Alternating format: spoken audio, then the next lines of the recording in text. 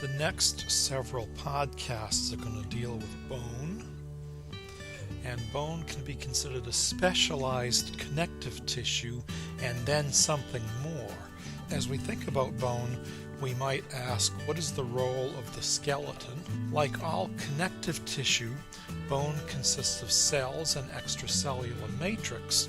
Unlike other connective tissues, however, the extracellular matrix of bone is mineralized, and that leads to an extremely hard tissue. So, in a simple-minded sense, one can say that one of the roles of the skeleton is for support and protection. Now, as we said, the extracellular matrix of bone is mineralized, and the principal mineral is calcium phosphate in the form of hydroxyapatite crystals. So bone itself can function as a storage site for calcium and phosphate. So therefore, as a tissue, bone plays an important role in homeostatic regulation of blood calcium levels. So general properties of bone. It's a very rigid tissue due to impregnation by inorganic salts.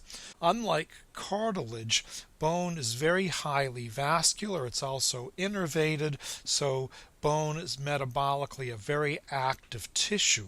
Remember, cartilage is a tissue that's not that active metabolically because cartilage doesn't have a blood supply. Bone clearly has a very rich blood supply. Functions of bone, obviously protection of the internal organs, support and movement of the body, storage of calcium and calcium homeostasis, and, as we'll talk about later in the course, bone functions as the center for hematopoiesis.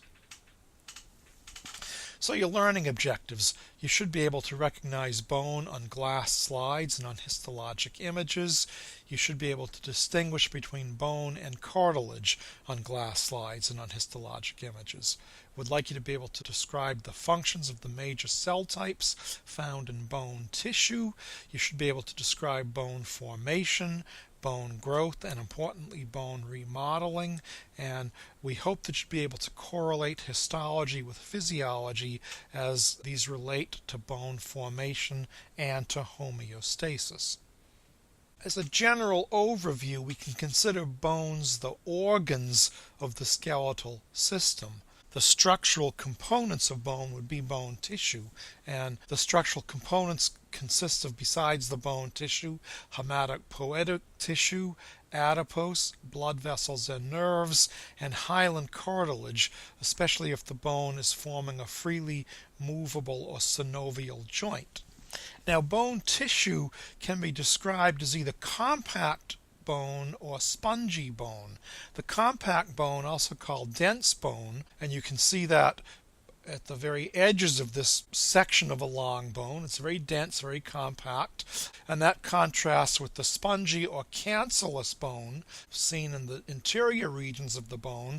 There's lots of trabeculi here. These trabeculi essentially consist of anastomosing spicules of bone tissue, and between these spicules would be the marrow spaces.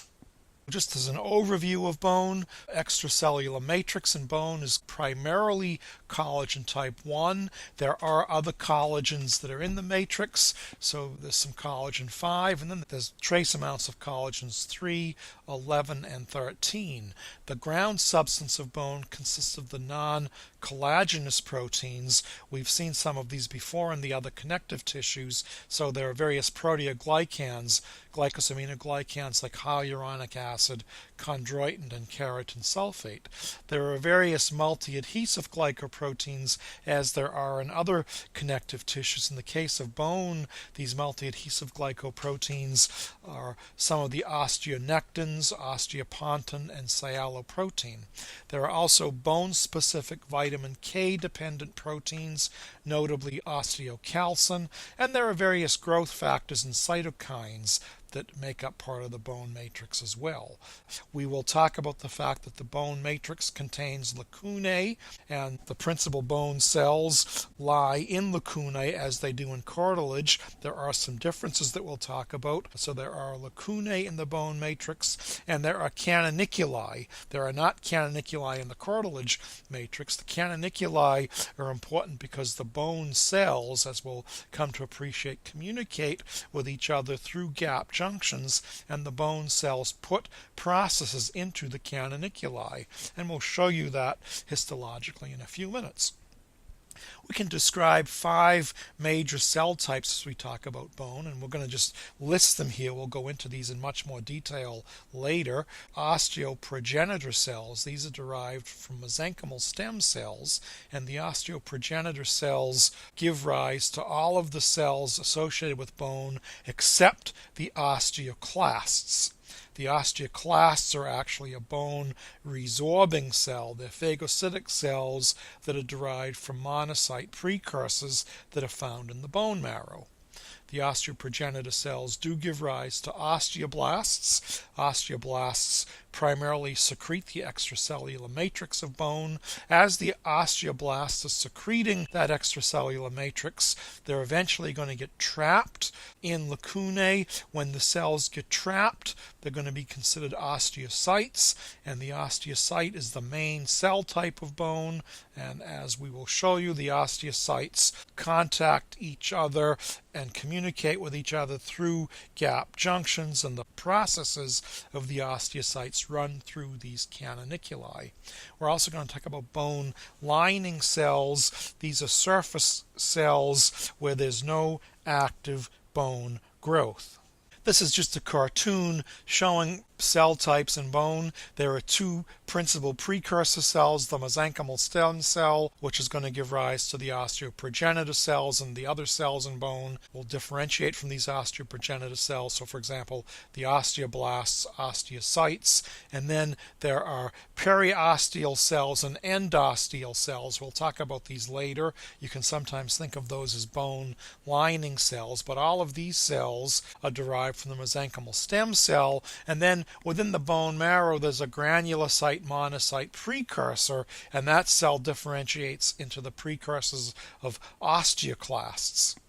This is an interesting preparation that you're going to see in the laboratory. This is essentially made as ground bone is prepared from non-fixed dried tissue. Essentially what you do is cut the dried bone with a saw and then polish it very thin for light to pass through. The black spaces that you see in these preparations represent air, and that's where living tissue would have resided. So we can talk about a structure called an osteon, and the osteons have what are called Haversian canals. We'll talk about these later, and they have what are called Volkmann's canals. There are various circumferential lamellae which are shown like this. These circumferential lamellae are the materials of the bone matrix that are laid down around the Haversian canal. These dark spaces are the lacunae. These are where the osteocytes would reside, and these wispy spider-like projections are the canoniculi that are running among these concentric lamellae. And remember, the osteocytes are putting cytoplasmic processes into these canoniculi, so osteocytes are communicating with each other through the gap junctions that run between these processes. So for example, an osteocyte here would communicate with an osteocyte here, one here would communicate with one here, etc. This is just an overview of bone, and bones can be classified by their shape. Location of spongy bone or compact bone will vary with the shape of the bone, and it doesn't take a lot for you to remember that you can have long bones like in the limbs, you can have short bones like in the digits or toes, flat bones like the bones in the skull or in the face, and irregular bones, for example, like the vertebrae. And I think you're familiar with the terms diaphysis, which is the shaft on the long bone. The epiphyses are 2 expanded ends in the long bone. There'll be hyaline cartilage on the articular surfaces of the epiphyses, a term that we don't talk about much in this course. The metapiphysis is the flared portion of the long bone between the epiphysis and the diaphysis. It's important to understand that because the epiphyseal line or the closed growth plate can be found at the metapiphysis. The marrow cavity on the bone is where the hematopoietic tissue are. This diagram labels the periosteum, which is a connective tissue that covers the outer surface of bone. The endosteum, not shown here, is a connective tissue that covers the inner surface of bone. Here is just a histological view of bone. And you can see the marrow cavity here. The marrow cavity and spaces in spongy bone are where the hematopoietic tissue arises. We're not going to worry at this point about this arrow, but this arrow is highlighting something called the bone collar. We'll talk about that later when we talk about bone development. But these are marrow spaces. This is a higher magnification of what the marrow cells look like. We'll talk about this in much more detail later in the course when we talk about blood and bone marrow. We can define red marrow. These would be the red blood cells and their precursors that are in various stages of development. And then there's yellow marrow, which is mostly adipose, but yellow marrow can convert to red marrow when the need arises. And again, more on that much later in the course. Now, the structural unit of mature bone is called the osteon. Osteons are essentially concentric lamella of bone matrix. These are essentially collagen fibers that surround a central canal through which run blood vessels and nerves. The central canal is termed the Haversian canal. And then, as we've alluded to, the canoniculi are radially arranged channels that contain the processes of osteocytes. So there are some key terms that I'd like you to keep in mind as we talk about the osteon. I think they're self-evident from your reading and as you look at these diagrams, but we will talk about the lacunae. I've already mentioned that's where the bone cells reside, and canoniculi. There's the Haversian canals that contain blood vessels and nerves, of course, and then the Volkmann's canals, which run perpendicular to the Haversian canals. There are these circumferential lamellae, the bone matrix fibers that are laid down in a circumferential manner around the Haversian canals. There are interstitial lamellae. We'll talk about these later. These result from bone remodeling. You're going to come to appreciate that bone itself is a very dynamic tissue. It remodels all the time, and the complete human skeleton turns over. I don't know exactly the number, but every several years the skeleton turns over because of bone remodeling. The diagram labels a periosteum and an endosteum. The periosteum, a connective tissue on the outer surfaces of bones. The endosteum, a connective tissue on the inner surfaces of bone. This is just another way to look at bone structure and the osteons. So here's the Haversian canal. Here are the radially arranged concentric lamellae, the collagen fibers and matrix fibers that are laid down in a concentric manner around the Haversian canal. Here are the canoniculi that are radially expanding out from the concentric lamellae. You can see the lacunae, and the osteocytes would be in the lacunae. Here's another one of these ground preparations. You can see the lacunae and the nice canoniculi running between the lacunae. And Haversian canals like this, Haversian canals, and a Volkmann's canal running perpendicular. So these would be the circumferential lamellae like so, circumferential lamellae like so. Here might be some interstitial lamellae. These would be portions of osteons that are left over from bone remodeling. Here, again, the circumferential lamellae like this, circumferential lamellae. Here, maybe the interstitial lamellae. As we've suggested, bone is highly vascular. Blood vessels that supply the diaphysis and the epiphysis arise from the periosteal buds. We'll have more to say about that later. And blood vessels that supply the metapiphysis arise from the connective tissue in the periosteum.